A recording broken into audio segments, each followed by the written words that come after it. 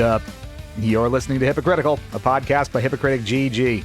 I'm Lou, some call me Cheat Speak, and it's time to talk about the Nintendo Switch 2. Just like everyone else with a thought in their head and a mic in front of them, it's time to dig into all of those announcements, all of those reveals, with how volatile things have been as of, the time we're recording this, late April 2025. We wanted to let the dust settle a little bit. We wanted to have a chance to fully understand what this pre-order cycle and the launch cycle is going to look like for this console. Nintendo's first console release in nearly a decade and moving to the next generation.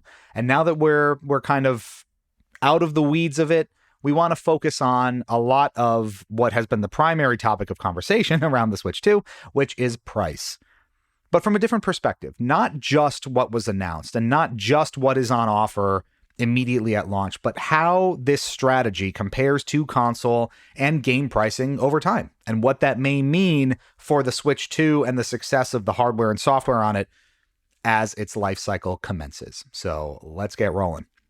The number one takeaway I think that most people had from the reveal of the Nintendo Switch 2, its games, its accessories, was that things got expensive. And there's kind of no dancing around that fact. Breaking it down, the Switch 2 hardware itself, I think, was very intelligently divided up into two SKUs, two different sort of bundles and packages. There at the higher end and the more popular end of it is the $499 kind of full fat model with a digital copy of Mario Kart World included, which we will certainly talk about, and then a sort of more stripped down, cost effective version. Think of it as quote unquote a base model for $450 that basically just doesn't have the game included.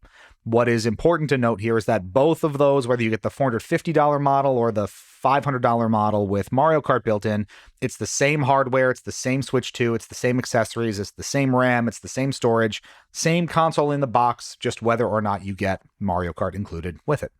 The fact stands, though, that this is quite a bit more than the $300 price point that the original Switch launched at in 2017 and still sells for today. And, not including the inflation conversation, which we will certainly get into, it is a pretty significant jump compared, apples to apples. There's also the discussion on games, and this is where a lot of the negativity has been. If there's going to point to any negativity on it, this is where it was. Nintendo is adopting aggressively, seemingly, a variable pricing model for new releases, where there will almost be a sliding scale that will determine what games release at depending on what Nintendo believes the value in the box is. So it's not, that expected $50, $60, $70-ish price point anymore. It will vary, ranging from digitally now $70 to $80 for a digital copy of a game, with, kind of most disappointingly, a $10 upcharge for quote-unquote physical copies of the game. And I put physical in quotes because that can go one of two ways. Either an actual physical copy where all of the data is on the game cart itself, or what Nintendo calls a game key card, where the cart in the package that you buy pretty much just fast tracks an eShop download when you put it into your console. There's no actual game data on that card in all likelihood. There's nothing you can play. You just pop it in, download the game, and it kind of pretends to be that physical copy. So no matter what the experience is, whether there's game data on there or not, you're paying $10 more to have that physical copy in your hand. And in the game key card instance, you're basically paying to have the piece of plastic in the box sitting on your shelf. Now, that almost merits its own separate discussion and would obviously be very frustrating if you're a champion of physical media and likes, displaying your entire collection. So you can absolutely argue that is kind of unfair and maybe a little bit greedy on Nintendo's part, which we will discuss.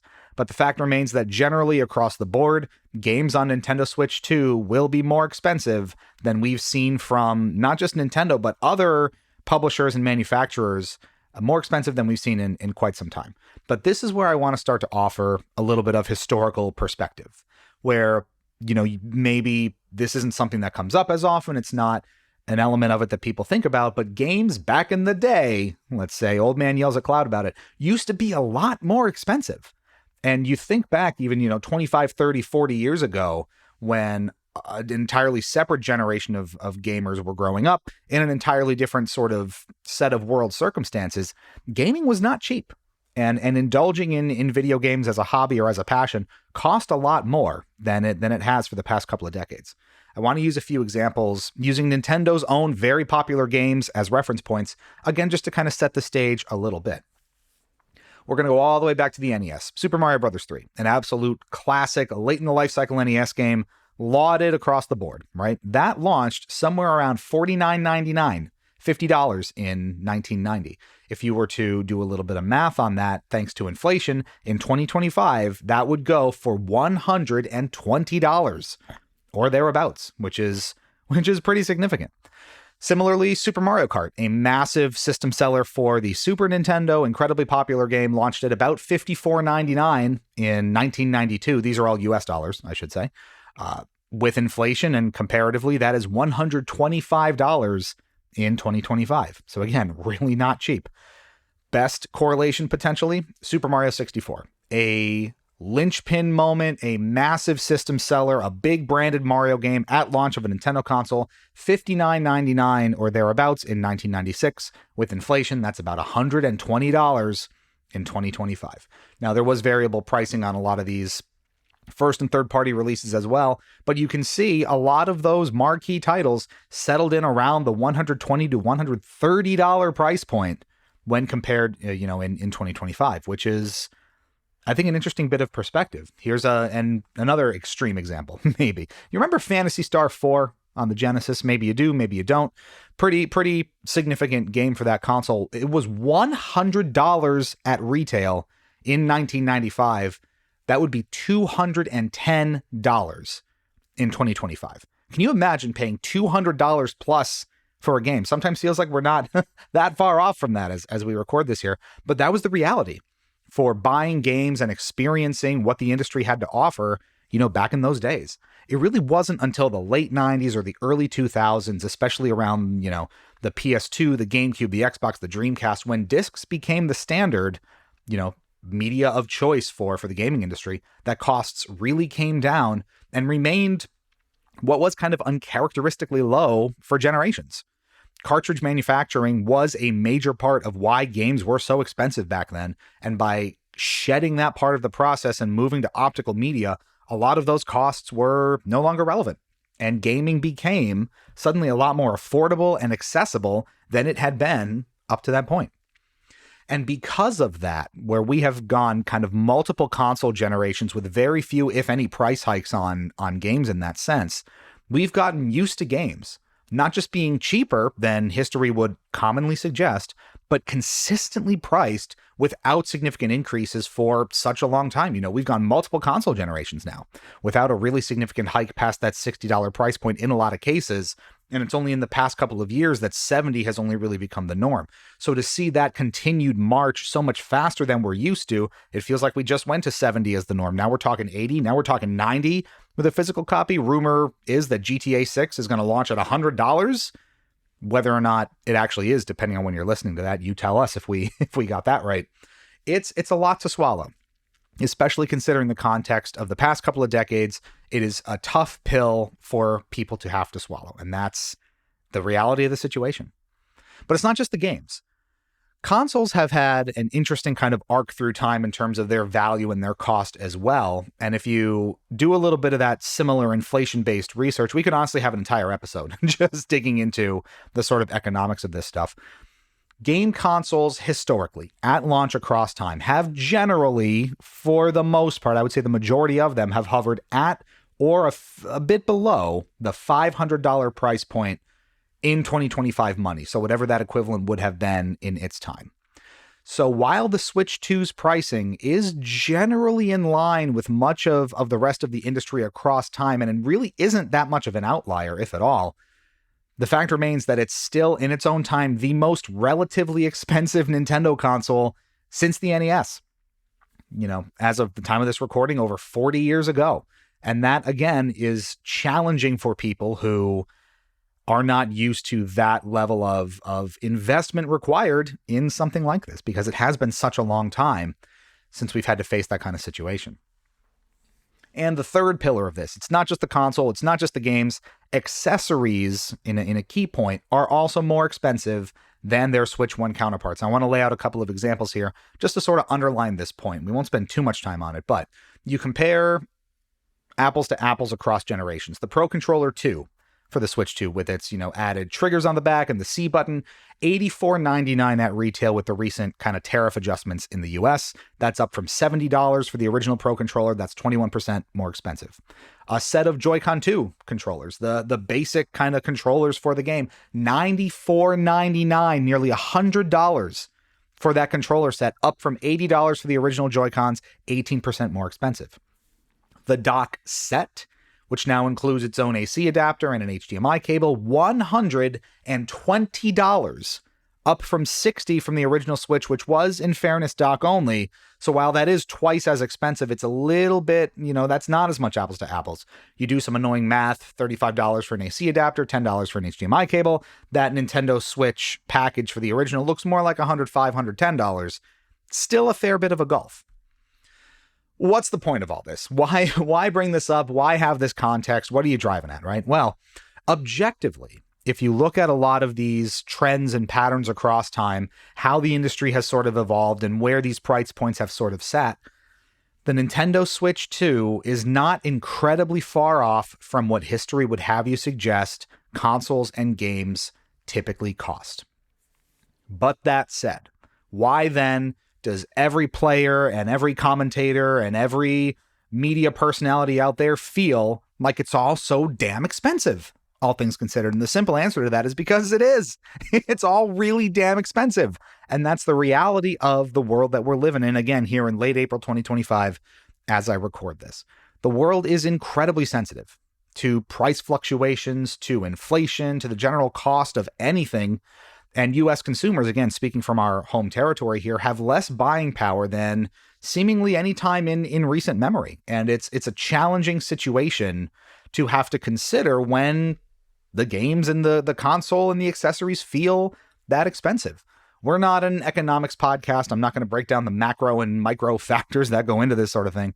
But inflation has obviously hit not just the gaming industry, but the entire world very hard. You even look at it relative to something like the original Switch's launch price, $299. Still sells for that today. But if it were to launch at that same value prop in 2025, in $2025, it would cost a little under $400, maybe around $390 or so as I record this. So that alone is a really interesting harbinger of how much things have changed and how quickly the world has sort of spiraled in that sense. Now, I will posit something a little bit interesting. This might be a bit of a hot take. It's not true in all cases. I'll try to earmark some of the exceptions and places where the theory doesn't make much sense, but this is one way I think that you can potentially look at it and frame the entire discussion. Since at least the GameCube, when the console really wasn't very successful and it was very steeply discounted, Nintendo has been seen as a brand, especially from a hardware perspective, with a strong value proposition and was often the most affordable option for customers and consumers looking for getting the most bang for their buck. You think less well-off players, people who don't have infinite money, which is basically all of us, have often relied on this affordability for access not just to Nintendo's hardware, but to the software and the experiences you can have on their platforms. Families, who are the primary targets of many of Nintendo's, child and family-friendly IPs, are in a very similar boat. They're often very budget-conscious shoppers who need to stretch that dollar as far as they can, and a lot of the time, Nintendo's consoles have provided a very effective, easy, and reliable way to do that. So while not completely out of touch with the market where it stands today, the Nintendo Switch 2 is not really that dramatically more affordable option that perhaps we've been used to with Nintendo's hardware offerings across time.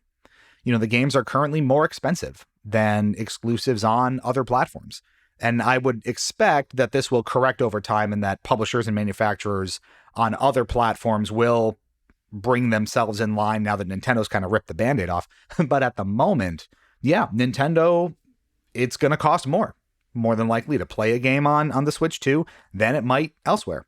Their accessories are pricier than other competitors, in some cases dramatically so. You're talking $90 or up, close to $100 for some controllers for your Switch 2. An Xbox One controller, as of now, probably $50, maybe less. PlayStation 5 controllers, DualShock 5s, whatever they're called, routinely $70 or less. So you don't have that monetary advantage like you used to. And the handheld gaming space in that market has gotten a lot more competitive in recent years. You look at something like the Steam Deck, where you can get a non-OLED model for well under $400, and ROG Ally well under $400, with access to probably cheaper games and cheaper accessories to boot. So it's the Switch 2 really isn't the most affordable kid on the block anymore. And that's a bit of a change from how Nintendo has typically structured and presented a lot of their products. And when you consider this, the price hikes on the games in particular is where it kind of feels most egregious, considering how Nintendo's first-party titles across time really hold their value exceptionally well and rarely, if ever, go on sale. And when they do, those savings are often minimal, and they're probably targeted toward less popular games or less popular IPs or third-party products from third-party developers or publishers that feature one of Nintendo's characters or one of their franchises or something like that. You're much more likely to see a sale on something like a Mario and Rabbids game before you see something on Breath of the Wild or Mario Kart 8 Deluxe, if you see where I'm going with that. So it's challenging when you're now essentially being asked to pay, in some cases, $80 or $90 for something like a Mario Kart World or whatever inevitably follows, where it will likely sit at that price point for the lifetime of the system, if not beyond. We still see that today with games like Breath of the Wild, still routinely $60 at retail. Mario Kart 8 Deluxe, $60. Whatever those price points are, that's, 7-8 years of time that it hasn't budged, and it's not going to, because that's typically how Nintendo's games work in the marketplace.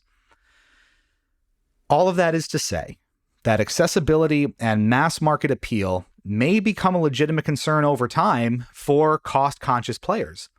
And it's possible, though arguably not probable, based on how pre-orders have gone, that all of this sort of increases the risk of pricing out some of those mainstream mass market consumers that the brand has thrived on and relied on for so long.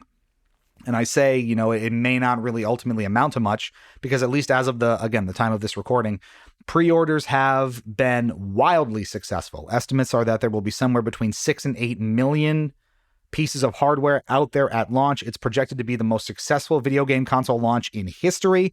So all of this pearl clutching and sweating about it may be for naught, because it's more than likely going to sell gangbusters. It's going to do incredibly well, and none of this discussion about price may move the needle or matter at all.